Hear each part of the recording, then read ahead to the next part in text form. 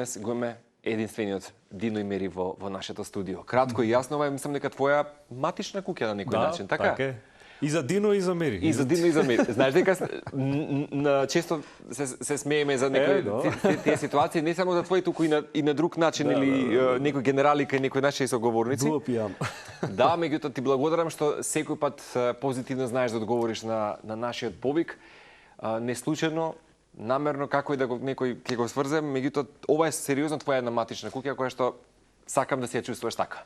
Секое место каде што се негува културата, уметноста, музиката за мене е матична куќа и тоа е само еден комплимент и за вашата емисија, за вашата телевизија која што одвојува време за оваа значајна работа која што денес ни е повеќе потребна од било кога. Кога ги глорифицираме во денешното време низ медиумите понекогаш и страшните новини, не би рекол зашто па да нема нели еквилибриум или баланс, некаков реципроцитет, па токму затоа ти благодарам денес и тоа што го правиш.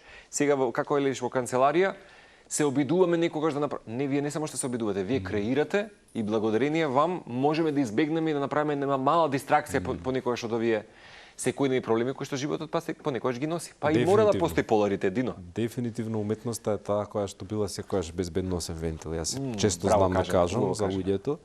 Порано и повеќе време има луѓето и животот беше можеби малку побавен, поинаков, можеби малку помалку луѓе имаше во градот и така натаму и јас колку што се сеќавам, барем еве кога сум бил и дете, практично секој втор човек што сум го среќавал и пријатели на родителите мои било како се занимавал со некаква врста на уметност, макар и како хоби.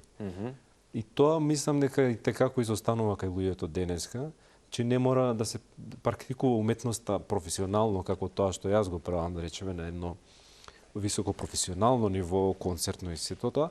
Колку луѓе често пати на моите концерти знаат да кажат, не знам дали се тоа доктори, правници. Започнав да свирам гитара, свирев пијано, тоа беше најстрекниот дел од моето детство. Вака и често пати луѓето знаат да поврзат таква приказна со едно убаво сеќавање на тој момент кога имале они директен контакт со музика, да речеме, или со сликање, со цртање, со фотографија, да, нешто што ќе биде релаксирање.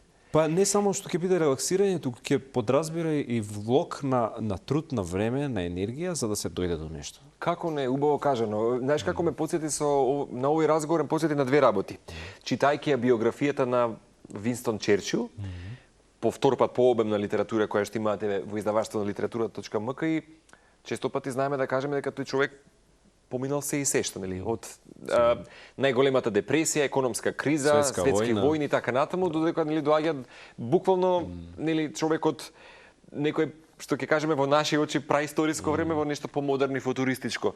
И во неговата биографија често знаел да каже дека вентилот му бил цртањето. Незалудно денеска неговите уметнички дела се наоѓаат во некои простори кај големи холивудски звезди и така натаму. Меѓутоа, природата и занаетот како уметност, нали, како сликање, му бил издувен вентил. И ќе го споменам, нели убаво е кога покојните луѓе ги споменуваме, па така живеат. Нашиот покоен, меѓутоа секогаш легендарен Методи Чепреганов, доктор Методи Чепреганов, во своето последно гостување тука, за жал не го остваривме, меѓутоа кажа мора да се собереме во некој гезме, во некоја кафеана во Скопје, бидејќи тој свиреше ќе простам само да не ми простат гледачите, не знам точно мислам дека беше некој жичен инструмент. Гитара. Ти пееш дека ќе направиме гезме. Значи дека еве го, тоа што го спомена, докторите како или не било кои лидери. Да, така и тоа е секако е примерите и позитивноста со која што зрачеше и сето тоа имав можност и лично да го познавам, моје големо задоволство. Раритет прилика човек. Да, и точно тоа го демонстрира и овој пример што го спомена Марко ти сега, но има многу луѓе кои што тоа го правеа и кои што ги одржува во живот. Уметноста ви одржува, тоа е креација, тоа е нешто убаво, нешто што и да ви се случи во денот. Најлошото нешто да ви се случи може да го искажете на конструктивен начин преку уметноста. Да бидете деструктивни дури во уметноста нема да ви се најде нешто конструктивно. За нешто убаво, дури од таа деструкција. Ако те прашам сега да речеме во твојот случај, ако е твојата професионална информација да бидеш најдобар со пијаното и во светот на уметноста, кој би било твоето хоби денес? Како ти наоѓаш можеби решение за издувен вентил, ако во ова е твоја лабораторија на искуство? Па испреплетени се работите, морам да признам. Да, јас кога почнав да се занимавам со музика, имав 5 години, буквално од моја 5-годишна возраст. И на почетокот беше тоа најголема и најглавна играчка за мене. Тоа беше мој свет, волшебен, само мој. Помина доста време од тогаш, меѓутоа мене чувството се уште ми е исто. Да, значи, во одреден момент го чувствувам тоа како професија. Кога оние професионални работи го налагаат тоа, сите околни работи, организацијата на концертите и така натаму, кариерата, одржување на агендата, цел тој пропратен дел во цела уметност. Да, кој што е нормален и природен. Тука тоа не потсеќа повеќе кога се работи за професија, меѓутоа оној дел другиот е секогаш многу големо себеистражување, исто така истражување на музиката која што изведувате.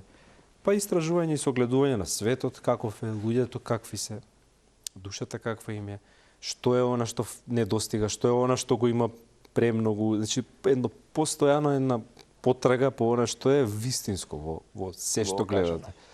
И како вентил, да, се разбира, и мене ми доаѓа понекогаш. Иако мислам дека можеби најголемиот компромис, простена дигресија кај тебе е тоа што вистина можеш да доближиш до себе, ама и да ги посетиш најголемите меридијани широм светот, концертни сали, друга публика, други проекти, тоа е уште една димензија така? Плюс секако, да. Тоа е можеби компромисот. Порано патував многу повеќе, морам да признам, но свесен избор го редуцирав тоа. И семејните обврски си го наложуваат, можеби? Мислам, и создавањето на семејство беше еден од тие избори кои што свесно и сакајки ги направив и не можам да кажам дека ми одзема нешто, напротив, само ми дава. И би рекол, повеќе беше желба светот да се доживее на подлабинско ниво, не толку површно, бидејќи кога патувате и свирите на многу места и постојано сте во авион, во хотел, во воз или не знам каде, некаде во некој движење. Номад еден музички. Па да, на многу луѓе им одговара тој начин на живот. Мене ми беше постојано како некое брзање, некое трчање по нешто кое што никако не можам да стигнем да го направам. Дури да го заборавиш јадрото кај што функционираш понекогаш, така? Буквално. И секој од нас, секој уметник од нас има потреба, не случајно постои ателје на сликарот.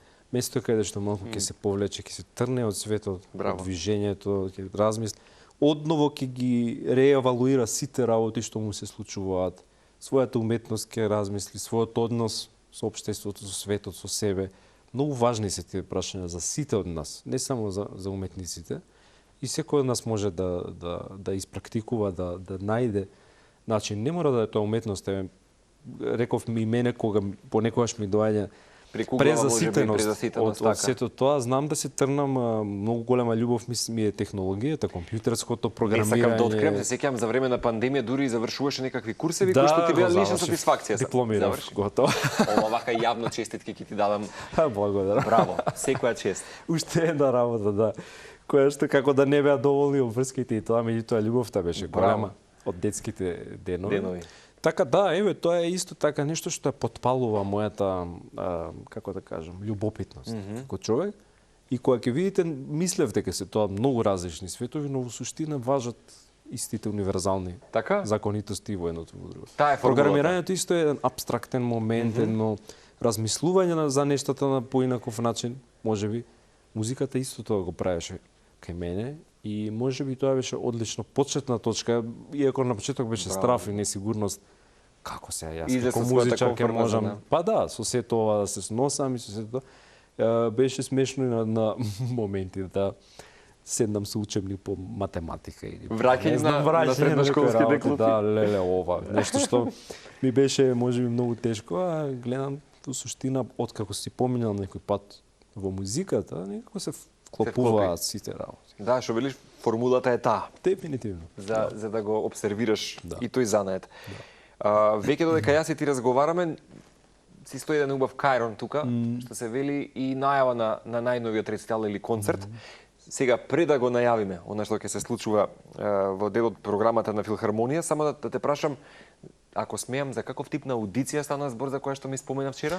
Има нешто ново? Тоа е една многу убава соработка традиционална, многу години наназад помеѓу факултетот за музичка уметност и Филхармонијата како институција. задолжително секоја година Филхармонија обезбедува концерт за студентите да настапат со неј, Сега ми е како јасно. солисти. Аха, така. И за тоа се поминуваат 3 аудиции, 2 на факултетот и една последна на крајот. Прости, тоа е како некоја дипломска нино нешто? Не, тоа е само завршен дел на година, тоа е вон наставна активност, некој кој што го спрема испитот и е спремен, ова е дополнително, значи на вистина за оние студенти кои што покажуваат Тоа е баш обемен проект за обемен младите проект, студенти. тежок и за професорите, тежок и за филхармоничарите, а сепак многу убав. Јас исто така како студент продефилирав на тие концерти. Го Многу се знаеш важни. искуството? Го знам од таа страна, оваа година и еден од моите студенти ја положи вчерашната аудиција и ќе настапува на 8 јуни со Филхармонискиот оркестар. Тешки се тие аудиции, ги има 3 на број и на практично на секоја од тие има комисија од околу минимум 7-8 членови, мислам професионални музичари, Кои што прават еволација кои што прават и одлучуваат кои на крај ќе настапи. Тежок е тој пат и така треба да биде за сите нас, бидејќи нашата професија е јавна. Сцената е Сцената си бара едноставно таа каде што занета нака да го знаеш. не би требало да има, не може да има попуштања и Јасно, врски, јасно, конекции јасно. кога имате јавна работа каде што Се е класирано така, апсолутно, да. апсолутно.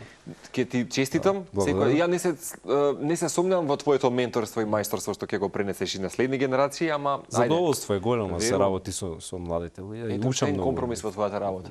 Сакањето на својата работа. Тоа е само уште една страна на паричката, како што велат педагогијата, кога ги учиш другите, всушност учиш и самиот. Тоа е секогаш така. И кога учиш од некого, го учиш и тој другиот. Многу се станува многу благодарно, благородно, кога ќе сватите како суштински се одвиваат или би требало да се одвиваат нештата. Студентите ми се само инспирација и мотив и јас да го давам најдоброто од себе. На моите концерти исто доаѓаат студентите. Морам да пазам како свирам, што свирам. Тогаш сигурно трема има уште можеби така. Да, одговорноста е тука. Одговорноста, да. Но поддршката е голема и од нив, Браво. и од семејството, и од сите мои пријатели. Сега она што утре ќе се случува е секако Да не забораваме. рециталот. Затоа и сме денеска, јас мислам барем сакам да му дадеме сега посебно нели место во телевизискиот етер и шарет. Така е. Каков сигнал даваш? Каков знак ќе ни дадеш? Добро прашање. Па како е секојаш сигнал на една љубов која што трае. Многу години, една љубов која што се надевам луѓето ќе си ја понесат дома после концертот. Една година работевме на овој проект. На рециталот кој што На ќе биде? рециталот кој што ќе биде тука. Првите разговори со директорката на Филхармонија, Тина Иванова, и со продукцијскиот тим на Филхармонија беше како да понудиме рецитал, кој што е едно од најтешките представувања. Само еден уметник на инструмент и сала. Нема гости, нема специјални ефекти, нема ништо. Пијаното, јас, салата.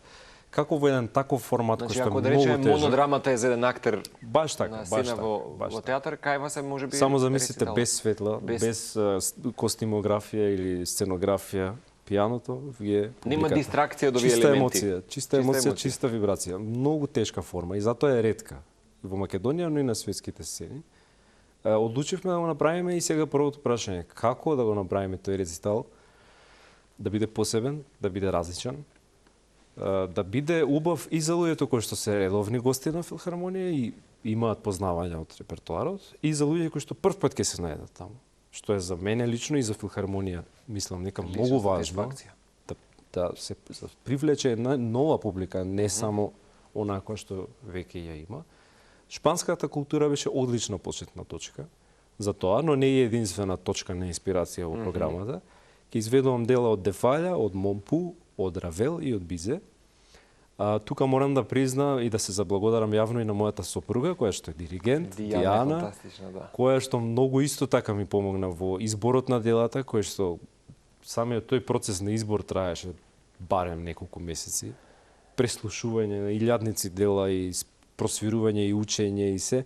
Значи, еден процес од цела година на концепирање, размислување, спремање, учење, вежбање за еден концерт кој што ќе трае еден час. Па и незалудно кажам дека тоа е ваша лабораторија. Дефинитивно и љубов, и почит и кон себе, но и почит кон публиката. Навистина ни е важно што луѓето ќе си понесат за тој концерт дома и се работи на едно многу високо и посветено ниво да се донесе еден настан кој што ќе представува некаква и духовна вредност за луѓето на крајот на Христа. Секако се надевам дека ќе им се допадне това. Види, незалудно го носиш епитетот на магионичар на пијаното, така што верам дека ова ќе биде уште една вечерна магија. Само да не забораваме, утре во 20 часот е Утре филхармонија, вечер така? во 20 часот во големата сала на филхармонија ќе се одржи концертот наречен Ишарет. Уште една иницијатива на филхармонија да користи архаични зборови од јазикот. Браво. Сите концерти нивни се насловени со користење на архаични зборови. На мојот дојде редот Ишарет. да биде Ишарет кој што се вклопи некако во Да, со целиот. Катата го коментиравме дека најчесто кога ги читаме работните наслови, нели, што се однесува до проектите кои што ги носи филхармонија со себе, секогаш можеме да најдеме архаичност во зборовите и Ката вели, да, секогаш имаат зборови подзаборавени. Да, Браво, концепт има секогаш кој што се темели на нешто подлабоко, некоја символика, нешто убаво.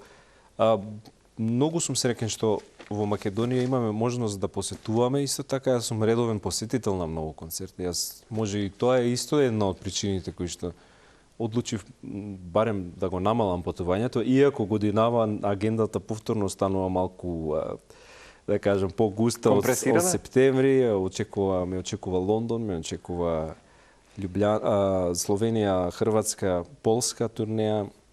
Знаеш што би сакал Германија. кога сум во твоите чевли. Не е лошо. Така мислиш.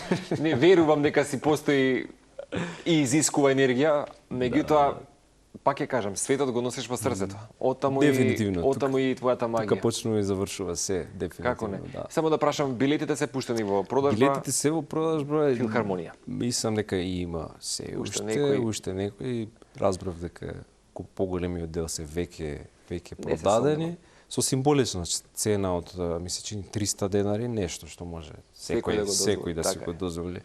За разлика од овој тип на концерти во земјите каде што одам, каде што знам дека се високи цените, за рециталите се високи. Да. Мислам дека е тоа уште еден дел од онаа иницијатива културата да се врати во мејнстримот, во нешто што ќе ни биде на сите многу важно. Достапно и тука. Нешто што ни фали, нешто што ќе ни го разубави животот. Од излегувањето од дома, возењето низ сообраќајот, каде што можеме да се видиме, да се испочитуваме, да се слушнеме. Тоа е се резултат на култура исто така, или недостиг од култура. И приоритизирање на нештата. Ако ја приоритизираме вашата установа, тебе и сите уметници, тогаш ќе има и промена во... Па да, бидејќи кога вложувате во културата, не вложувате во мене или во Петко или во Трајко, вложувате во цела една генерација, и сегашна и идна. Мислам дека е многу важно, често пати тоа го кажувам, дека отсуството на култура се појавува со присуство на негативни работи и спротивно. Кога имате култура, некои невидливо се случуваат убави работи. Мислам дека сите имаме улога во тоа и сите треба да застанеме во одбрана на... Сите сме во таа линија на мелодија, нели? Апсолутно. Така. Освен тоа што ги имаш, нели, Австрија, Италија, Франција, Хрватска, Србија, Бугарија и така натаму, ќе споделам еден краток опис за неговото големо умење, барем од стручната критика, ќе напише Дино Имери, не само што ја изведува музиката, скоро како да ја компонира во моментот.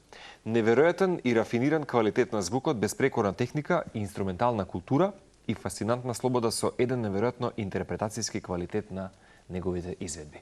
Утре вечер во 20 часот филхармонија ве каниме на Ишарет, рецитал, концертна изведба на нашиот врвен Дино Имери. Ти благодарам. Благодарам на преубавите зборови, на поканата. Еве и јас би сакал да ги поканам гледачите на концертот, заедно да уживаме и да си гледаме во наредна убава прилика сигурно. Со звезди ќе донесеш, магијата да дам дека ќе биде присутна во филхармонија и те чекам со следните концерти. Благодарам. Голем поздрав до семејството цело. Благодарам од срце.